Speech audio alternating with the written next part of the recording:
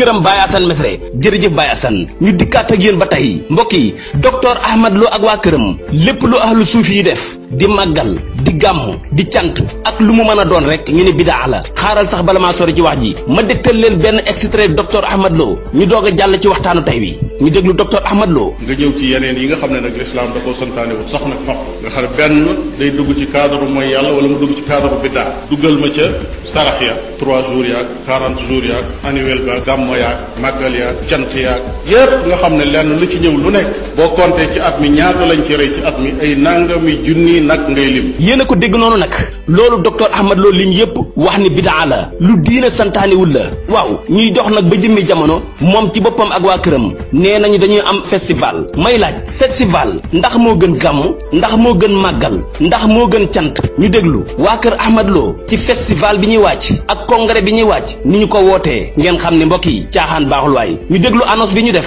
ci seen festival boobu ñuy waajal te pourtant mosuñoo wax ne bidaa la ñu déglu ko. ñu xam ni rajo Leeral FM bi nekk Louga incha allah rabbi mi ngi waajal festivalam mu war a am ci fetu pagi. nga ni mu war a am ci fetu pagi. ci lan. ci Louga. ah d'accord seen festival bi ngeen di wàcc mi ngi am ci fetu pagi ñu déglu commentaire yi ci mbokk yi def yow nga ni lan. man la may bëgg a jomm wala waaw kii lu ma xam ne nee na festival. waaw festival la wax. mu war a am ci fetu pagi ci Louga. loolu defe naa leer na ñu dégluwaat beneen commentaire naka la ñu déggee festival bi ñu waajal. astaghfirullah subhanallah. waa mbokk mi yow looy reetaan.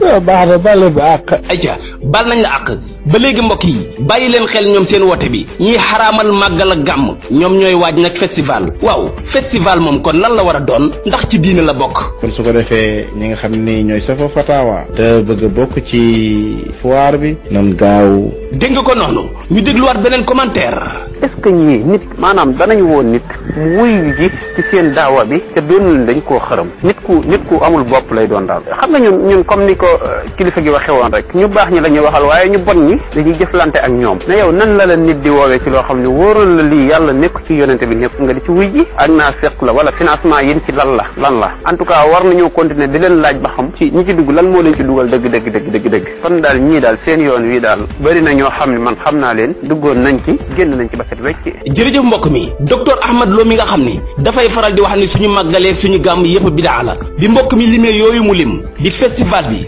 dégg leen docteur Ahmad Lo mi ngi leen di ñaanal ci loolu ñuy def te docteur Ahmad Lo moo ni woon màggal ak gàmm ak yooyu yépp ci xeetu bidaa la. programme yooyu Cheikh Abdallah di junj ne moom ngeen jublu sunu borom tabaraka wa taala def ci tawfiq lépp nekk. ginnaaw bi ngeen déggee docteur Ahmad Lo déggaat seen woote bi noonu ba tey ñu dégg